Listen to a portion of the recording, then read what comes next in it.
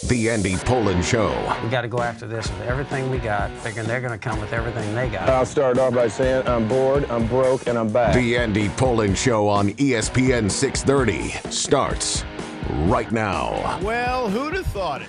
A former Washington football team player is now the answer to a trivia question. Remember the name Steven Sims? He was here for a while. He took the opening kickoff of the new kickoff rules in the Hall of Fame game last night, 21 yards before he was tackled at the 26-yard line. That is 4 yards short of where a touchback would be, and we're off and running with the new kickoff rules. We'll get into that and what happened in the Hall of Fame game last night. It was stopped early because of rain. It's meaningless because nobody really played in it, but football off and running again. We've got Commanders training camp today. A lot of react from yesterday. The NFL Network was out there and talked to Dan Quinn and talked to others. Bobby Wagner was interviewed as well, and we'll look at how they are doing. All sunshine and lollipops, as you would expect. I mean, what are you going to get at this time of year? Oh, boy, we made a big mistake with Jaden Daniels. No, it doesn't work that way.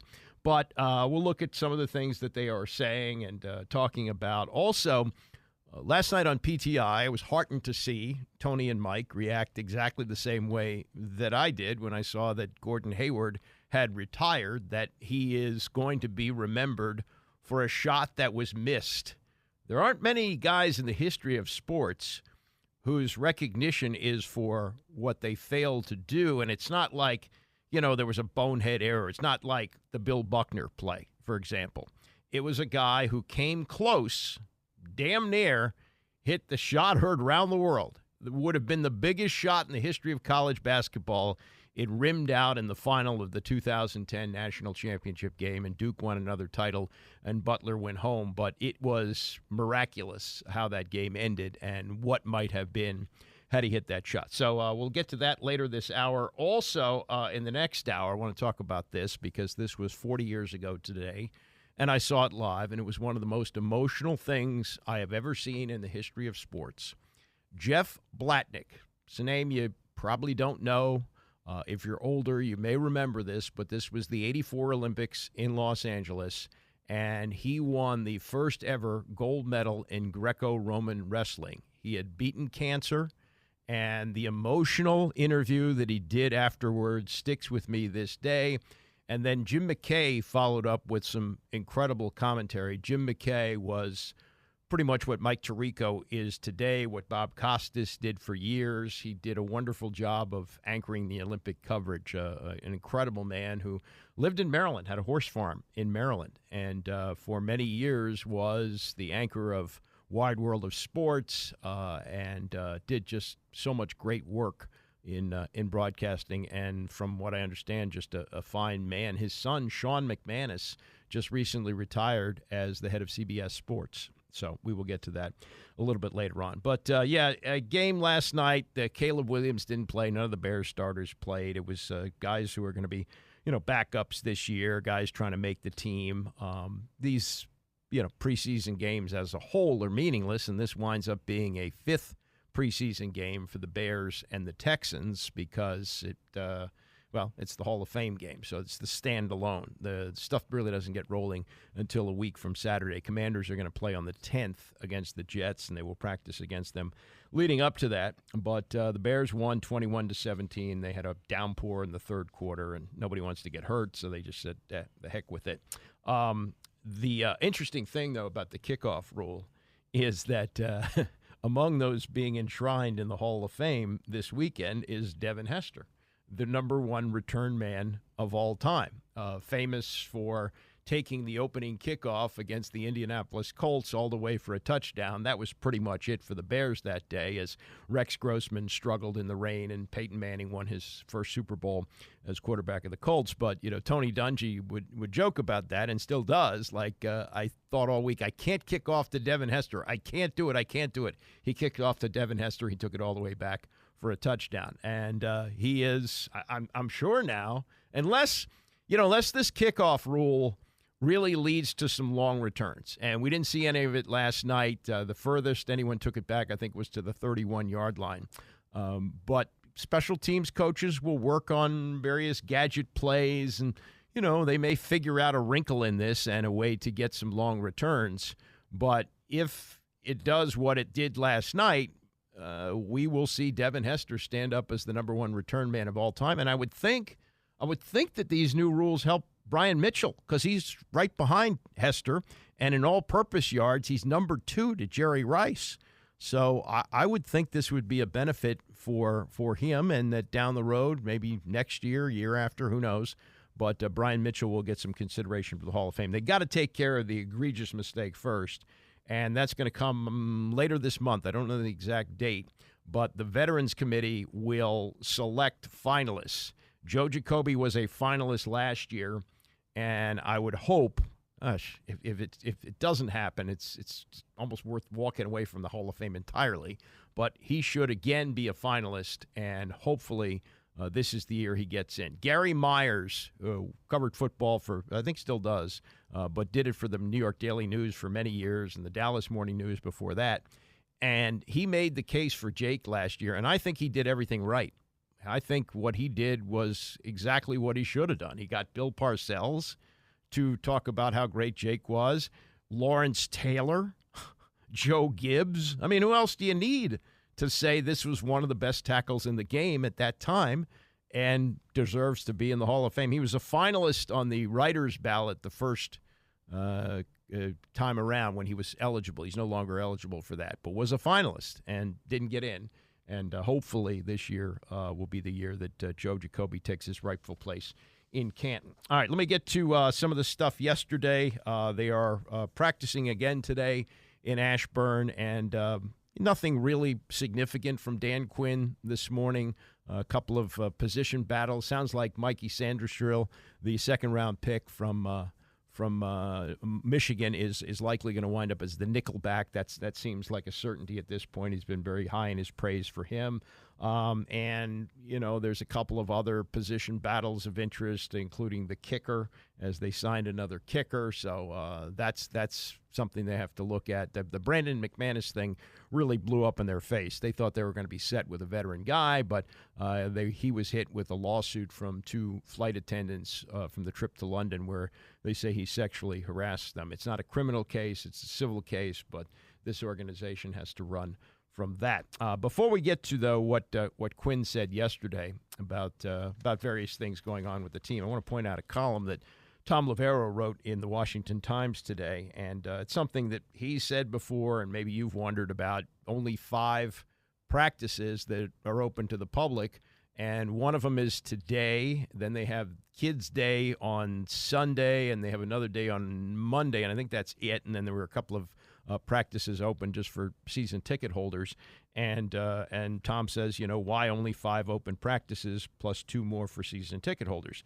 Circumstances appear to have prevented the Commanders from opening the doors because, in part, the doors and other pieces of Commanders Park need repair. The 32-year-old facility is undergoing a $10 million renovation, building upgrades, and the installation of a new grass field after tearing up the old AstroTurf. In 2012, the team announced $30 million in headquarter upgrades, some of which was paid for by Virginia taxpayers. Also pointing out that, and I think this is a smart thing, and I think more teams will do this, or if they're not already doing it, with the limited preseason play where you're only playing 3 games, and once they get to this 18-game schedule, which I think is going to happen sooner rather than later, you're going to have 2 preseason games, and nobody's going to play in the second one, none of the starters anyway. So realistically, you're going to have to practice against other teams. This is going to become more and more commonplace, so they're going to do that against the Jets this upcoming week, and then later on against the Miami Dolphins. More from Libero's columns. He says the Ravens have 20 open practices, 4 of them limited to specialty groups like suite holders, military people, and others. Baltimore can accommodate 1,200 fans for practice. Commanders officials say they can handle 3,000. The Eagles had just 1 open practice this summer, but that is a team that doesn't need a fan base rebuild as the Commanders do. The team may not be long for Commanders Park, says Lavero, even though they're dumping $10 million to fix it up. In June, theburn.com reported that the team filed plans with Loudoun County to build 3 data centers on the headquarters training camp property. The team issued the following statement. The Washington Commanders are committed to the Commonwealth. Loudoun County is where many of our coaches, players, and employees not only work, but also call home. Our intention in filing for this approval is to secure the option and flexibility for possible future development on our 162-acre site.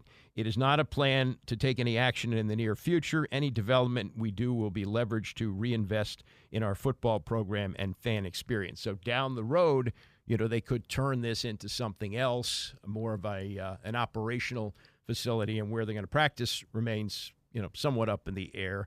I know that they are working out of some buildings in College Park. Maybe there's some land there that they can work with. I don't know, hopefully they're not going to mess with the golf course there, but at some point they may move out there. And you remember when they were flirting with the district, trying to get something done with the previous regime, with Bruce Allen and Dan Snyder, they talked about a training facility in D.C. That's never going to work, because you can't have these guys commute in traffic for 8 o'clock in the morning practices.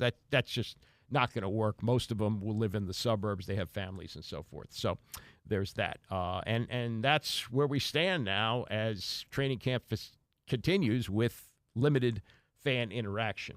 This was Dan Quinn yesterday.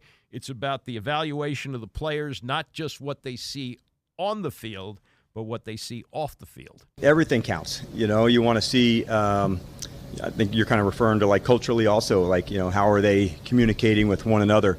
One of the topics I had asked them in their own rooms a few nights ago is, how do you want your specific unit to be seen? And are you seen as that?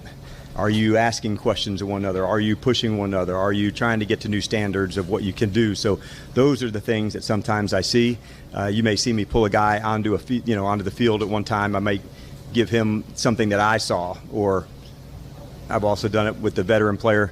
Will you talk to rookie X and discuss this part of punt? Yeah, I got you, coach. So sometimes the message is from me as powerful the message is when it comes from a teammate, where I'm just always trying to push the connection between them.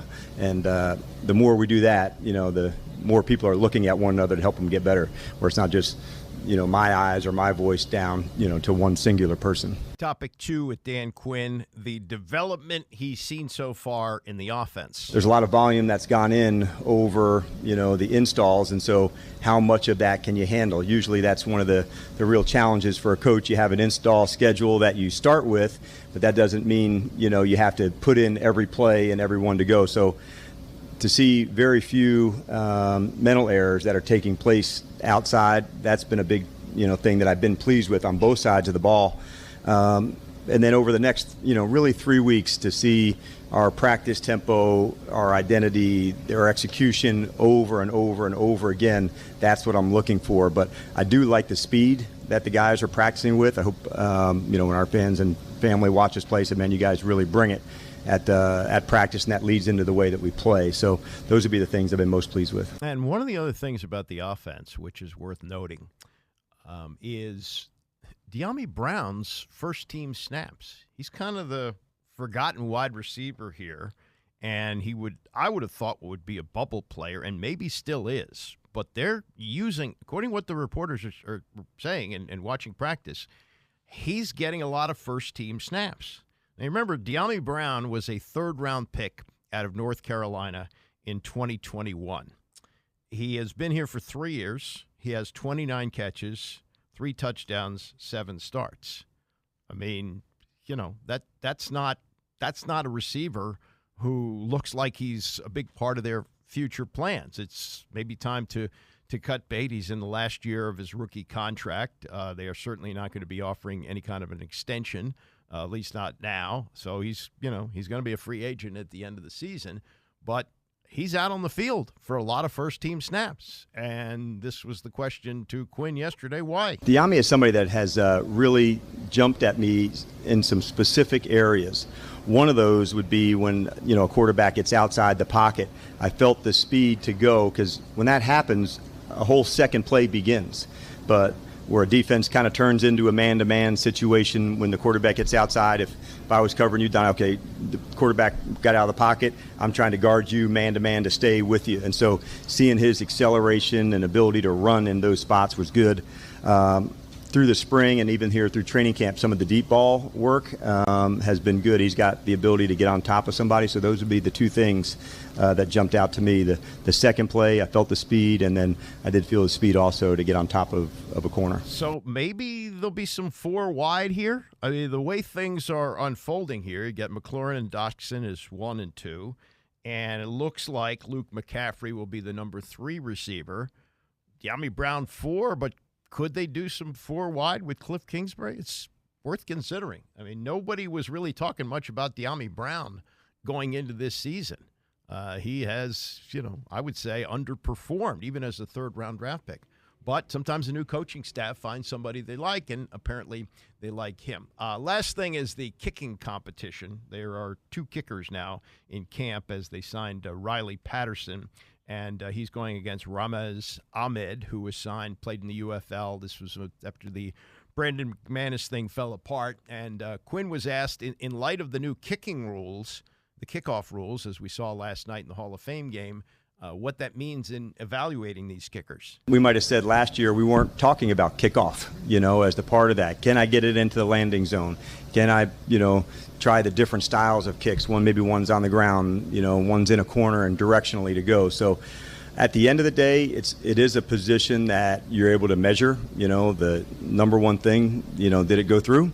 And so that's a number one, top of the pile. But then you get into speeds and, that type. So the competition will take a while into that space, but by and large, you're looking for just consistency, man. Like over and over, same kick, same way, same style, where the 35-yarder and the 55-yarder, the approach is the same, the mindset's the same to go get it, and that's what I'm looking for. Yeah, and again, it should be pretty easy to evaluate kickers. Does it go through? Does it go through the uprights?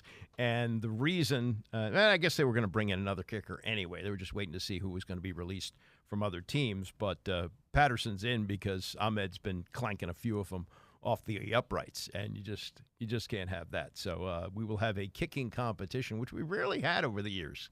We haven't had too many of these. There was a famous one which took place in 1986.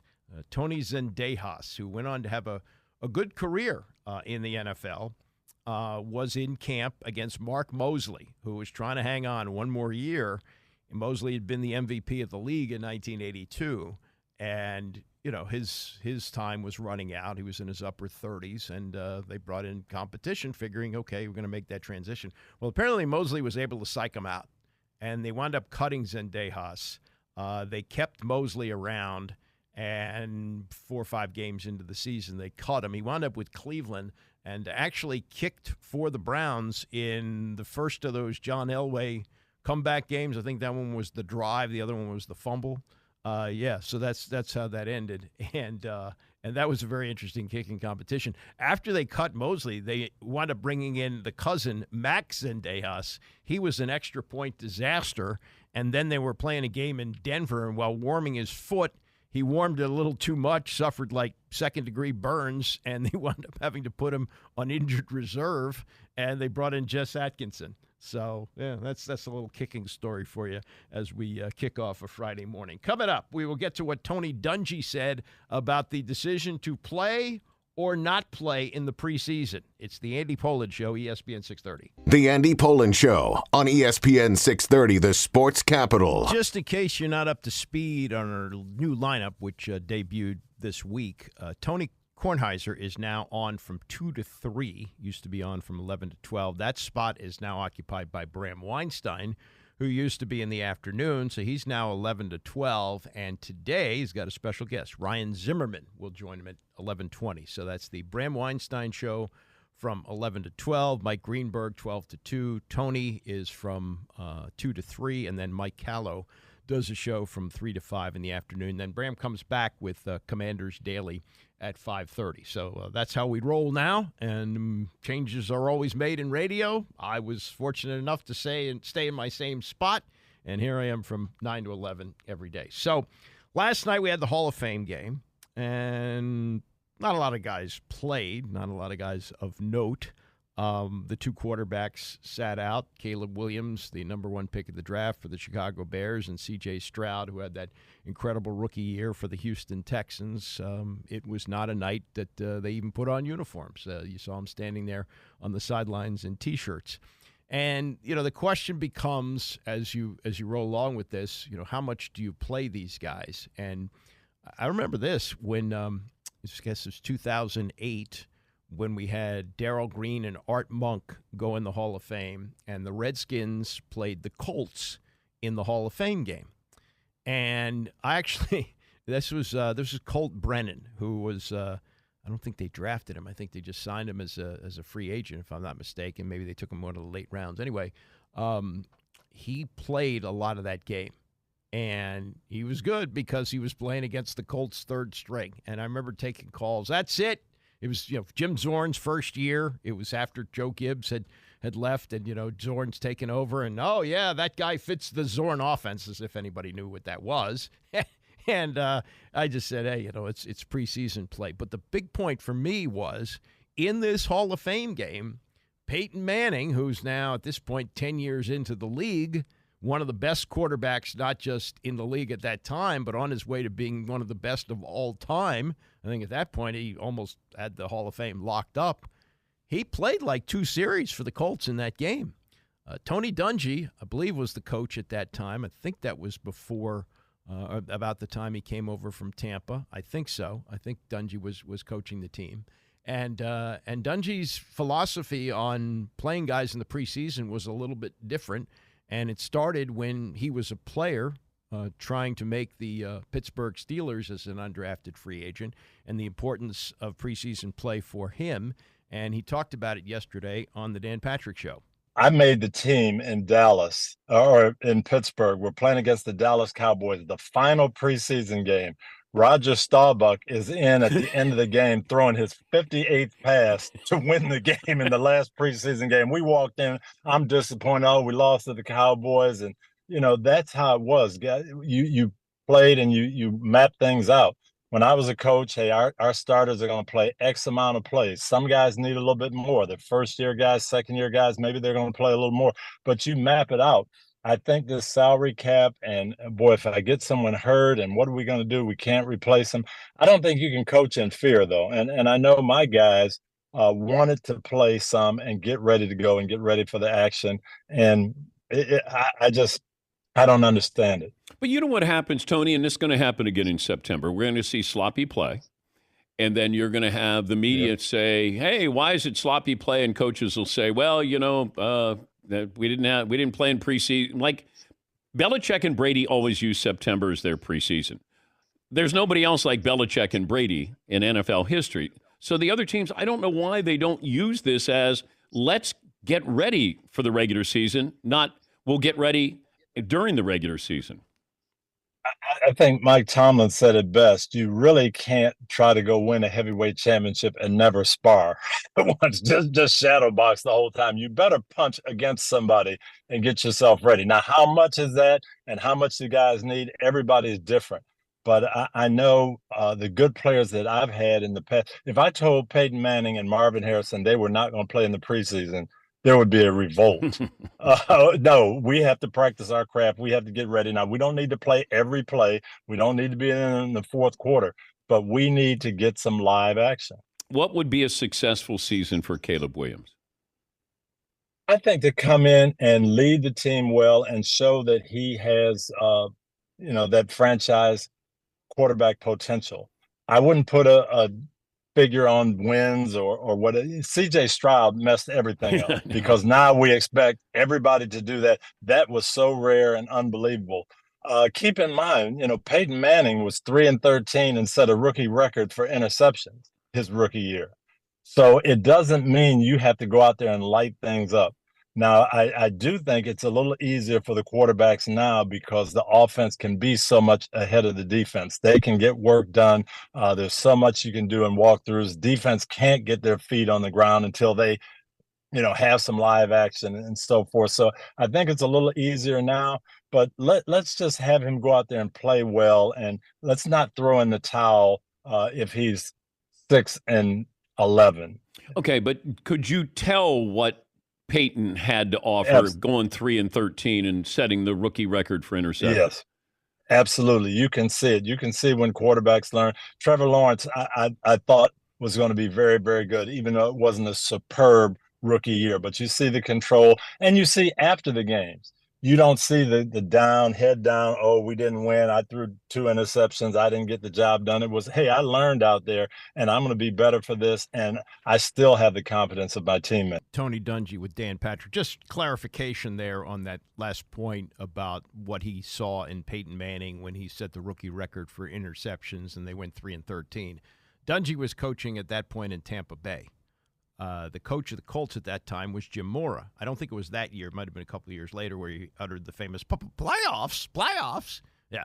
So that's, I think, his last year in Indianapolis. Dungy got fired in Tampa so they could bring in Jay Gruden, and Dungy went to Indianapolis. Gruden won a Super Bowl with the Bucs, and Dungy went on to win a Super Bowl with the Indianapolis Colts. So just to clarify on that. But, yeah, they, like I say, Dungy was coaching. I mean, I know at that time in 2008 when Washington is playing the Colts, and, boy, it's Hall of Fame game. Wow, there's Peyton Manning out on the field. I'm really stunned by that. And he played a couple of series. Who was the quarterbacks then for Washington? Oh, I guess it was Campbell. Jason Campbell was the starting quarterback. I forget who the backup was, but I know that Colt Brennan played a lot and looked good. These August heroes are always misleading. And doing the postgame show that night, call after call, oh, yeah, Brennan's the future. Brennan's the future. Very sad, by the way, what happened to him. He lasted a couple years in the NFL. He may have gone from here to Baltimore, maybe another team, but he was out of the league in like 3 years and got addicted to painkillers and died of a drug overdose some years ago in his 30s. Just an awful story. More from Tony Dungy. This is about the new policy in the NFL that coaches are going to be asked to do in-game interviews.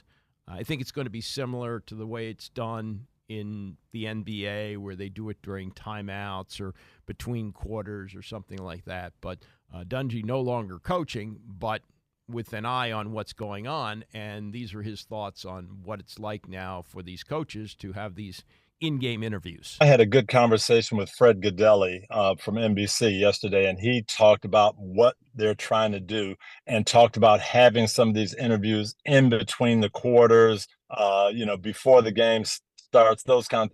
I'm all for that. I was probably one of the most media-friendly guys. And if you let me determine when we're going to do it, and, hey, I'll do it as I'm walking into the locker room at halftime.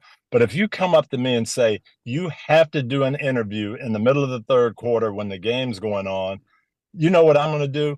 I'm going to be the worst interview you can have, so you'll never ask me again, because I don't want to do that. I don't want to say anything, and I don't want to mess up my train of thought in the course of a game. So that's what I'm concerned about. Yeah, but you run the risk of getting fined by the NFL if you don't cooperate. Oh, I'll cooperate, but I'm not going to say anything, and I'm going to be as boring as I can be, so you'll never ask me again. All right, let me try it. Let me try it here. All right, so I'm going to throw it down to you. Game's tied, fourth quarter, and you got a big series coming up here. And let's go down to head coach Tony Dungy. Tony, what kind of defense are you going to throw at Brock Purdy? Well, Dan, it's really a critical situation, and we just have to stop them. And we're going to go out there and give it our best shot, and you will see our first 11 guys out there. Okay, but what's the strategy, Coach? What? Hey, we got to pressure him. We got to pressure him. All right. And I guess if you work with the coaches and you talk to them, and when do you want to do this? And, hey, can I do this as we're going into the locker room or as we're coming out? That's one thing. And I'm okay, and I'm going to give you everything I can. Yeah, but you're not going to give any strategy away, Tony. No. Hey, what are you going? Second half adjustments, Coach. What are you going to make? Well, you know what we're going to do? We're going to surprise them with a bomb on the first play, the third quarter. No, Dan, we've got to get back to fundamentals. Our Of course. tackling wasn't good. Hey, we talked about tackling better. We got to rally to the football. Hey, and you know what? We got to play with effort. Of course we you do. got to play hard.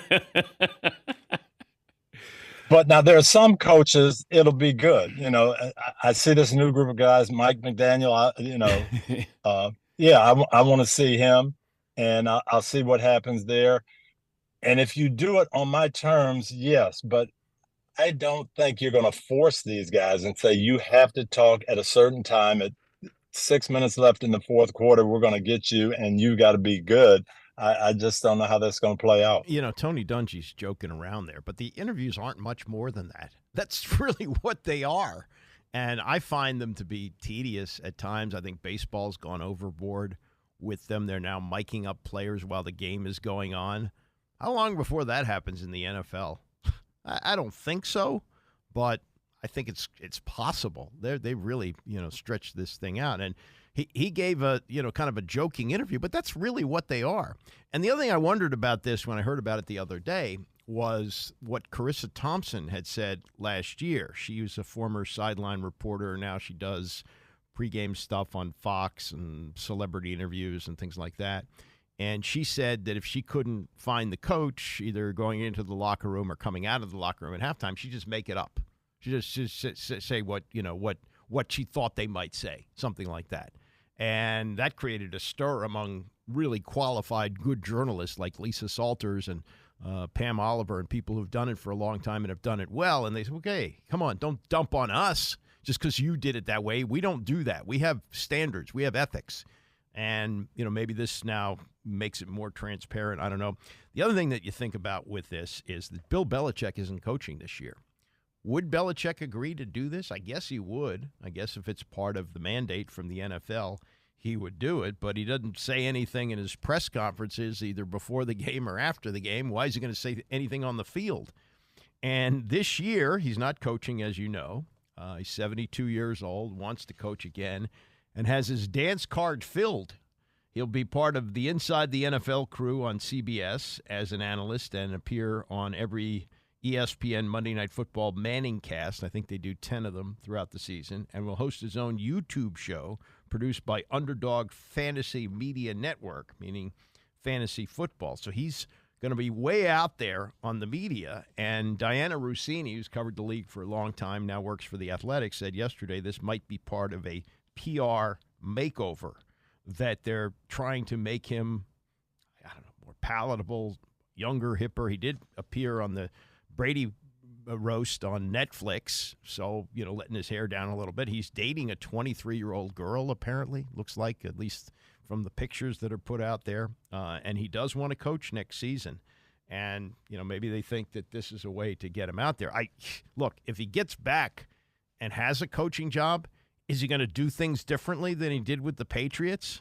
Is he going to stand up there like Dan Quinn and address reporters by name and say, yeah, that's a great question there, Ben. John, I'm glad you asked that. No, he's going to go back to being grumble, grumble, grumble. We're on to Cincinnati. So I don't know what this is going to do for him, other than people will get to see him on a regular basis, and we'll see that at 72, he's not declining. He's still got it. Pete Carroll, I think, is a year older. He got the boot from Seattle at the end of last season when kicking and screaming, and he had indicated he wanted to coach again, but he's not making himself visible. I don't know what's going to happen. I would not be surprised to see Pete Carroll go back to college, and I think that would be a good spot for him. We're seeing coaches who are older in college, like Nick Saban. He left because, well, it wasn't the same business that he got into, but nobody thought he lost his fastball at the age of 72. Mac Brown, I think, is in his mid-70s at North Carolina and is still doing a good job. So I think that could happen for Carroll, who has been a head coach in college before. Belichick has not. Belichick has spent almost 50 years in the NFL. This will be his first year out not coaching since 1975, when he was sort of a gopher on the old Baltimore Colts staff. And he's Mr. Media, and it might be part of a PR makeover, but I don't know what kind of Bill Belichick we're going to get if he gets back in coaching for the 2025 season. There's even speculation that once the firings start, which usually it's after 10 or 11 games, that he may get back in this year. He does want to accumulate those 15 wins. He's not going to do it in one season. So, maybe he comes back in for the last 6-7 games of the year this year, wins 2 of them. That cuts you down to 13. If he has a spectacular year in 2025, he gets the Don Shula record. If not, he gets it 2 years down the road. And, 15 wins, when you're taking over a team that has just fired its coach, 15 wins over 2 years, even with 17 games, that's pretty couple of decent seasons. If he's going to take over a team, and this is the way it usually works, a team that's won 4 or 5 games, there's no guarantee he's going to win 9 or 10 the next year. So that might be something to keep an eye on. But, yeah, the PR makeover of Bill Belichick, can it be done? Can you teach an old dog new tricks? We shall see. All right, coming up, Dan Quinn sat down with the crew from the NFL Network yesterday. A little conversation there. You'll also hear from Bobby Wagner. And it was 40 years ago that I think we had one of the most emotional moments in the history of sports as Jeff Blatnick won the first U.S. medal in Greco-Roman wrestling. Stay with us. It's the Andy Poland Show, ESPN 630. Don't you just love the training camp hype? The Monday Night Countdown show was back last night on ESPN, hosted by Scott Van Pelt as they got ready for the Hall of Fame game. Then bring back RG3 this year. Ryan Clark, part of the show, and he says, and he's been high on Jaden Daniels all along and was out at camp this past week, so he got a first-hand view of it. But he is predicting that Jaden Daniels will have a C.J. Stroud-like year for Washington. Doesn't mean that the team around him is as good as Stroud had in Houston last year, but the hype is on for Jaden Daniels. We may see a little bit of him a week from Saturday. The Commanders play their first exhibition game against the Jets in New York. They're going to practice there next week, getting ready for that. But, what do you know from the preseason? What can you tell? Did anybody say coming out of training camp last year, oh, yeah, C.J. Stroud, he's going to have an incredible year for the Houston Texans. He's going to lead them to the playoffs. They're going to win a playoff. No. We don't know. And you hope, but you just don't know. But the hype is because there isn't really much to go on right now. And look, Dan Quinn, as the head coach of the team, he's been on the job now since, February,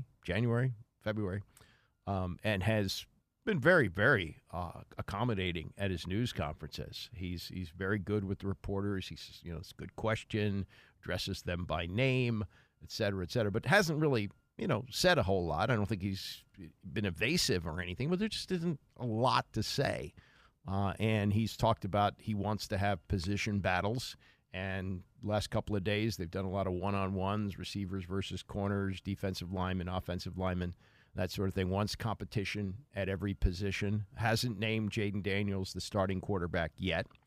And they had the NFL Network crew out there yesterday. Ian Rappaport was there with Mike Garafolo, and they conducted several of these on-the-field interviews after the practice, where they sit on director's chair and kind of chew the fat for 5 or 6 minutes. So Quinn appeared with them yesterday and talked about the competition that he's trying to establish in camp. It is the competition that everything's going to be about, whether it's one-on-ones or red zone or situations, and that iron sharpening iron. The better we get at that, we'll just continue to improve. And so it's competing against the other guy, yourself, can I put the bar higher? And so seeing the guys really put out and finding new spots, new levels, it's really cool to see. In the brief time that we've been here today talking to players, coaches, staff members, they're talking about how smooth everything has gone here to start training camp. As a second-time head coach who was very successful in your first run, I don't want to say easy, because nothing we do is easy, but how beneficial to have that experience to lean on this time around. Yeah, it's huge. I think when you're first doing something, any of us at any of our first jobs, you didn't even know what you didn't know, and you learned on the way. When you have some space and some time in between to say, I would like to do that differently, I would like to do that differently. We started training camp this year in the red zone, and that was something we hadn't done previously, to put that part of the game in right away. It's so important, less distance, so safer for the players in that spot. And so that would be one example of, hey, how can we do something better and try to find a new way and a new attitude to go do it. I know you haven't named him the starting quarterback yet, but it's safe to say a lot of eyeballs are on Jayden Daniels, your number 2 overall pick. We saw him out here behind us. He can throw it. What have you seen from him physically, and then what we don't see mentally, preparation-wise? Yeah, he's off to a remarkable start. He's got an ideal blend of confidence and humility. He's got the young player hunger, work ethic, humility to show, but also the confidence to go. He's not just throwing it well, he's playing the position well. In and out of a check, change of protection, good decisions, for the open pass versus the shot, or not just throwing, but playing the position. And so I had high expectations for him coming in. Adam and his staff and myself, we've done so much work on the quarterback, so we knew Jayden really well coming in here. And so he's exceeded those high expectations that, we'd hoped we'd see. He dropped one in the bucket today to Terry McLaurin up the left side. What a beautiful pass there. The crowd's excited for training camp and Commanders football in general. So hasn't always been this way. Has not always been this way. We were here. We'll tell you all about that. But just watching him and the way that he interacts, he came up to say hello to us. And as he's leaving, Charlie, one of your media relations guy, which by the way, you had one of the best media relations staffs in the league. I got you, Sean.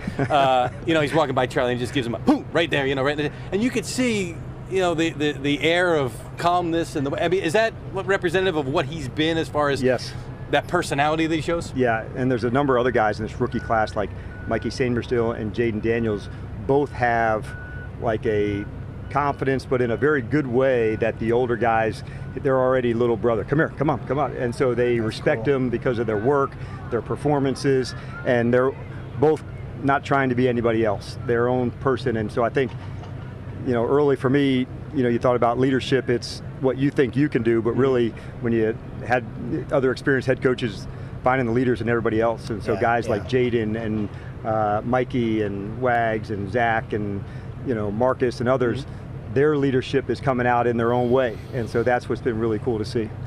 You didn't hire Bobby Wagner and Austin Eckler and Zach Ertz as assistant coaches. No. So I do not want to make it seem like they are I appreciate that. people on your coaching They are staff. not. Because they are good players, Yes. and it sounds like off to really, really good starts here. But what kind of leadership can they bring to some of the young guys as you're really kind of setting the foundation here? And there's a number of people here, coaches and players, that have won the last game of the season. And so that's important for people to know. Championship standards, they're not tacked on at the end of a championship. You have to have them before, and that leads to playing well. So guys like Wags or Zach have just standards that they operate in a meeting room, in workouts, on the practice field, how they communicate with one another. Those are the things. I didn't want them to be anybody else. I wanted them to be themselves, fully turned up. And that didn't have to over-try or do anything else. Just let people see what excellent standards look like, what championship standards look like. And we're going to lean on people who have those, because the more people that do, we'll get to our whole organization, player, coaches, everything with those standards faster. I want to get back to Eckler, because as the male physique goes, doesn't get much better than that. Dude, I can hear you. I'm right here. It's offensive. He looks like he's in great shape. And he looks like mentally he's got a little bit of an edge to him. Yeah, the best moments are when you have something to prove. And he is that player. He's so intentional about the things he does. If you'd come tomorrow, you might see him do an individual with the wide receivers. Guys that can play more than one position have unique traits. Can a safety play backer? Can a backer go down to rush? Can a running back have wide receiver stuff? Can a wide receiver be in the backfield? And so you have to find little spaces to work on those, because it may not just be a swing route for him or a quick comeback.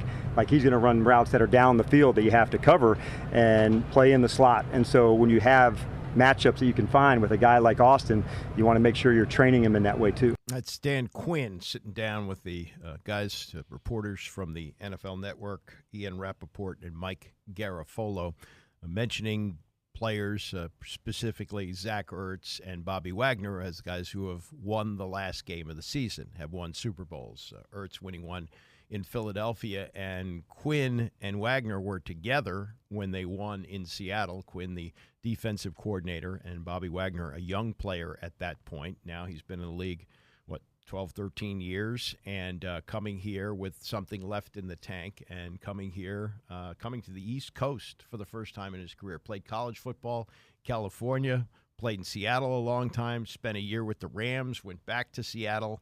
And, I felt him on this, too, because I'm an early-to-bed guy. And he's looking at the times that games are played here and thinking, man, that's late. How can you have a game on so late? And my son and his fiance just moved to Seattle. And I envy him for sports watching, because I guess the latest game that'll ever come on there is at 7:30, right? So that's a good spot. That would be a good spot for me. Not that I'm going to move to Seattle, but yeah, I would really enjoy that. Anyway, Wagner did have his time with Garofalo and Rappaport yesterday, and spoke about the decision to move east. I'm happy to be here. I think being connected with DQ and Coach Nort has been great. The guys have been amazing. I'm excited for just the feeling of the organization. You can feel the shift in a positive way, and I'm just excited to be a part of it. So you have not been with Dan Quinn since, I believe it was your second year. Mm-hmm. You have changed a little bit. You've gotten a little older, a lot more tackles, made a lot more plays. How has he changed from that time? I think he's grown as a leader. I also think that the scheme has grown as well. Back in the day when we were probably like 95% cover 3. Yeah. And now he's mixed a lot more coverages, a lot more disguises and things of that nature. So a lot of stuff has grown since. He's still bald and beautiful, though. I can say that. He is. I'm gonna let you take that. There you go. I got that. All covered.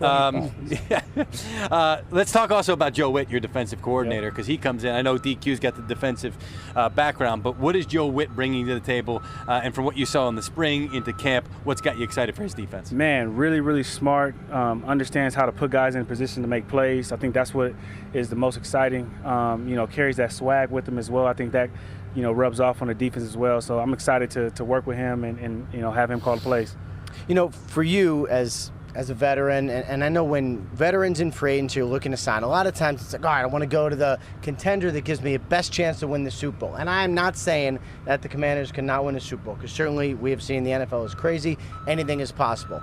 Was it important for you to get somewhere where you could help build a thing back up? I think that was important. I think also, to me, was more important is, coming from the West Coast to the East Coast, being around people that you're familiar with, being around people that you know how to work with, and when you come this far, you want to be able to, make those days really positive, which I think that's what Nort brings. He brings so much juice and positivity, and I'm excited to be back working with him again. We know how smart of a player you've always been, but with each year you get even more intelligence built up there. So you've got a rookie quarterback on the other side. Do you give him some tips? Maybe during the middle of a play, you let him know, or maybe a little bit of friendly trash talk or whatever it is. How do you help him? No, we definitely talk trash before the play.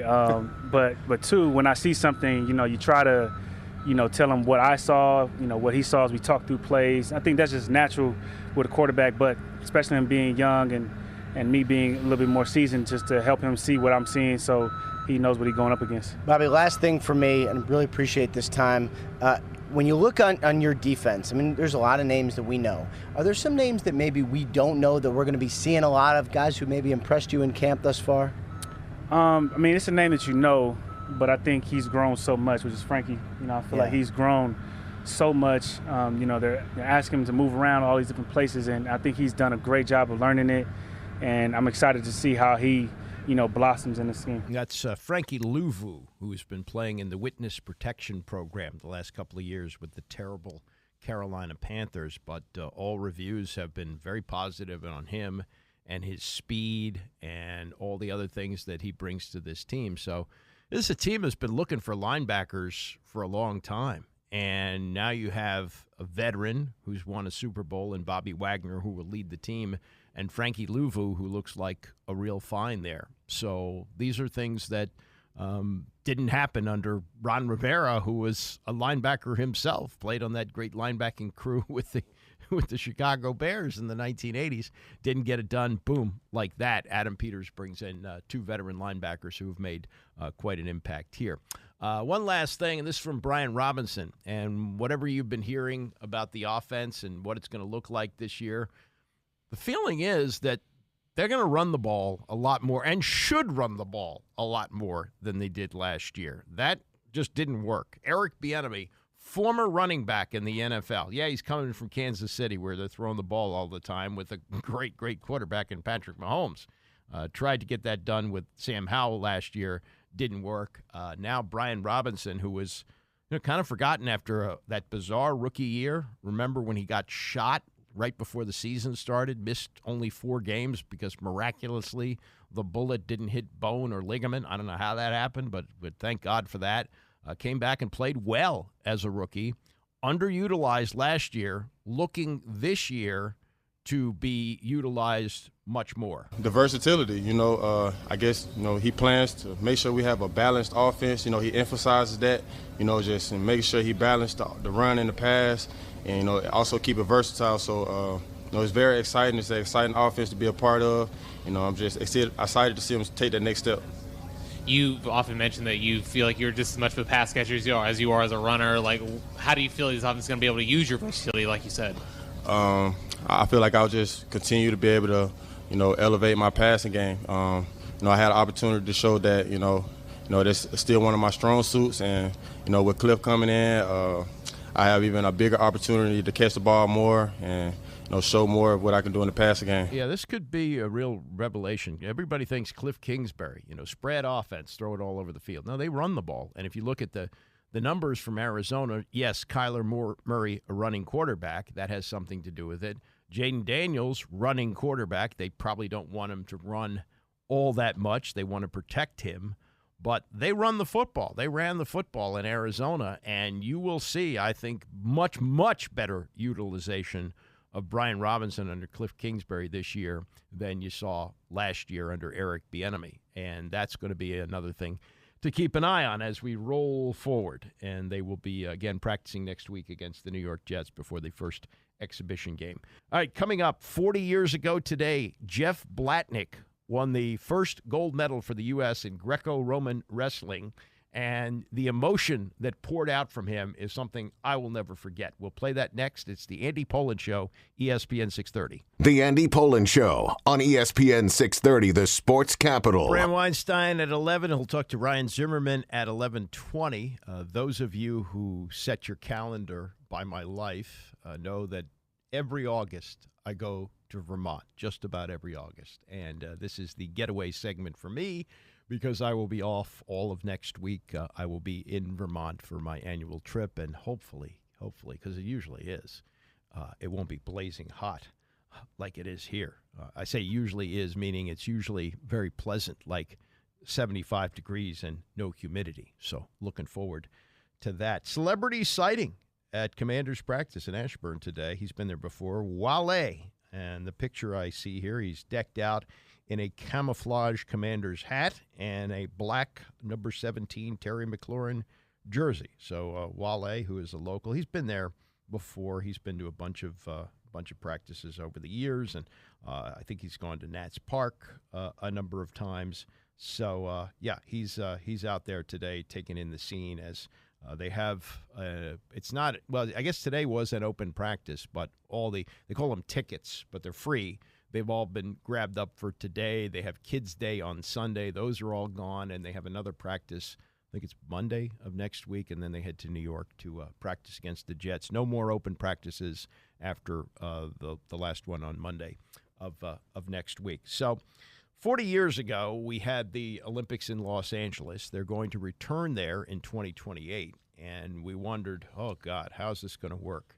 Remember, we boycotted the 1980 Summer Olympics, and then the Soviets, because it was in Russia, they boycotted the 1984 Olympics, and we wondered, oh, how's this going to go? This is our main rival, and we're going to mop up all the competition. Well, it turned out to be a great celebration of the Olympics, especially the United States, and heroes emerged, stars emerged, Carl Lewis, Mary Lou Retton, and others, and then we had some others who played a role in this, whose names you may not remember, but I remember watching this live, and the emotion that I saw in this was unforgettable. This was when Jim McKay was anchoring the coverage for ABC, much in the way that Mike Tirico does it now on NBC. Jim McKay was a brilliant, brilliant broadcaster and is remembered forever for the way he handled the Munich tragedy in 1972, where the Israeli athletes were killed, and famously said when he found out that they had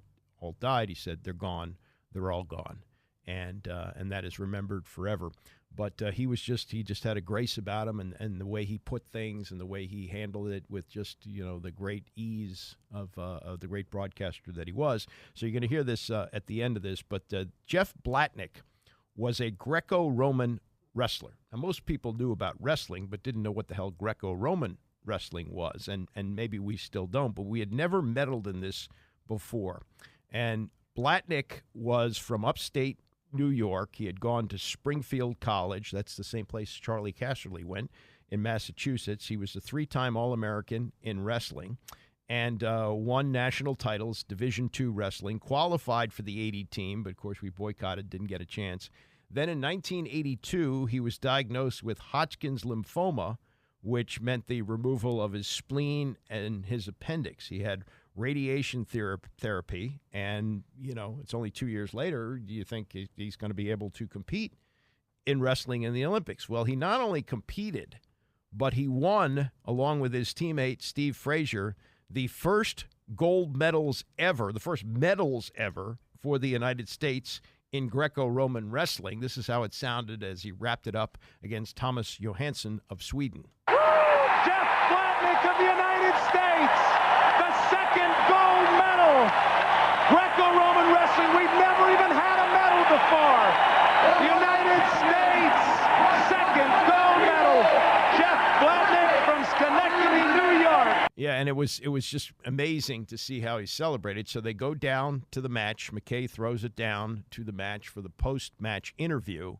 And this is what I saw and watched that night live, and we'll never forget it. Jeff, unbelievable. 2 gold medals for the United States. Thanks. I'm happy to join Steve. I'd like to take this time to thank Spike Lanides, Accounting Company, the Kryzak family, and this town in Niskuna High School. I never got here without them. Well, I know it's a big moment for you. 2 years ago, you had cancer. You're now gold medal. It must feel great. I'm a happy dude. Well, the crowd is happy with you too, Jeff. The crowd's happy with you too. Great job, Jeff. I'm sorry I can't talk. That's all right. That's all right. We understand. Hey, Brad Reingans, Dennis Kozlowski, and all the alternates, they deserve a piece of this medal. I wish I could break it up without them at the camp. Without the coaches in USA Wrestling at the camp, we'd have never been prepared. Steve and I are just an example of what American wrestling's coming to in Greco. We still got some guys competing. I wish them the best of luck at my club. I'm really happy that we could do this. I just hope, all the kids coming up, they can do the same thing. Great job. Great job. Thanks, Russ. Dramatic story here. Back to you, Jim.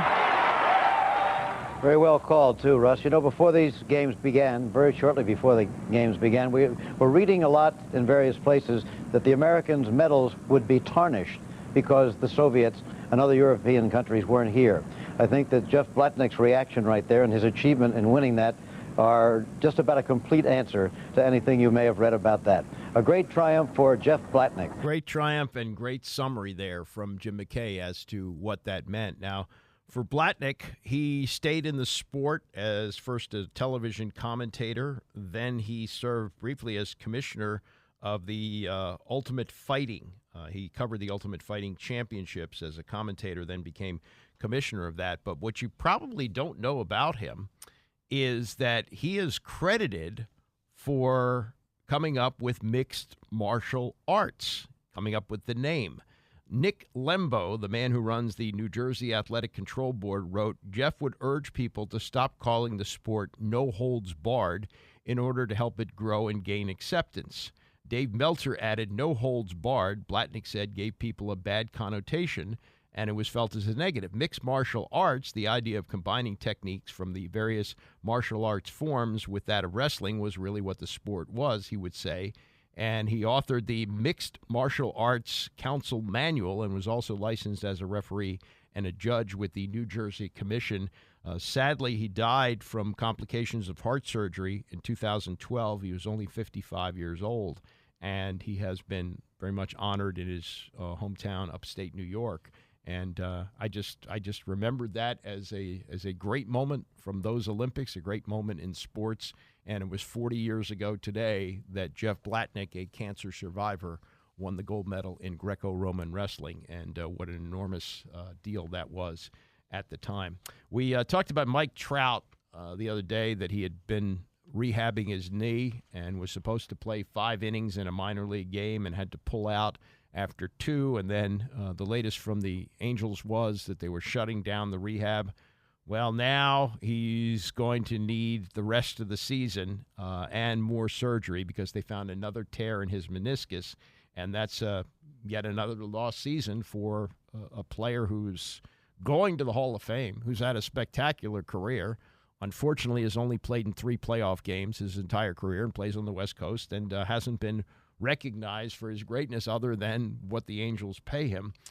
He put out a statement. He said, "Since my initial surgery on May 3rd to repair my torn meniscus, my rehab proved longer and more difficult than anticipated. After months of hard work, I was devastated yesterday when an MRI showed a tear in my meniscus that will require surgery again, ending my hopes of returning this season. Playing and competing is a huge part of my life. This is equally as heartbreaking and frustrating for me as it is for you, the fans. I understand that I may have disappointed many, but believe me, I will do everything I can to come back even stronger. I will continue to help my team and teammates from the dugout as we press forward in the second half of the season. Thank you for your support." He played in only 29 games this year, hit .220, 10 homers, 14 runs batted in. But the bigger picture, since 2021, he's managed just one season with more than 100 games played. Last year, he played in just 82 games after his season was cut short to a broken hamate bone that he had in July. His lone appearance in August, he made one appearance in August, tried to come back, but then missed the rest of the year. So he's being paid one of the top salaries in baseball. He just doesn't play. And I know that is heartbreaking for him. He's 32 years old. He's still got some years left on the contract. It might be another 4 or 5. I mean, it was one of those mega deals, like when Bryce Harper signed that 13-year deal in 2019, going into the 2019 season with Philadelphia, and tried to recruit Trout. I think it was either later that year or maybe the next year that Trout also signed this long-term deal, but topped the money by $100 million. It was like, whoa, like Harper and Scott Boras, they fought and fought and fought to get past Giancarlo Stanton, who was making $320, and they got him to $320, or maybe he was making $325, and they got him to $330 so that they could claim this false trophy of the highest paid player. And Trout was coming up for free agency with the Angels, and he's a Philadelphia guy. I think he's a season ticket holder to the Eagles. He shows up at all their games, and Harper was trying to recruit him there. Come on over. Look at what I got. Maybe you can get the same thing. Well, he got the same and a whole lot more. Sadly, he just can't stay healthy. What a curse. And, the word tragic is too harsh for this. There are a lot more things that are tragic than a baseball player making a lot of money and not being able to play because of injury. But it's just too bad. It really is. It's too bad that we have not been able to see the greatness of Mike Trout and celebrate him in the way that we celebrate the great superstars of the game. And when his career is over, and hopefully it includes some winning, we'll look back on it and say, man, this guy played pretty much under the spotlight. We didn't really, out of the spotlight, I should say, really didn't see the best of him. Anyway, this is going to wrap it up for me for the week. I got a lot of vacation coming up, as a matter of fact. I'm going to miss some of the following week, too, but getting on track for the football season and getting ready to roll is September 8th. It all begins for real as the Commanders take on Tampa, so I generally get a lot of the vacation out of the way during the summertime, and I'm going to do that. Looking forward to that. Bram Weinstein coming up next. Ryan Zimmerman will be a guest at 11:20. Enjoy the following week, and I'll see you a week from Monday at 9 a.m.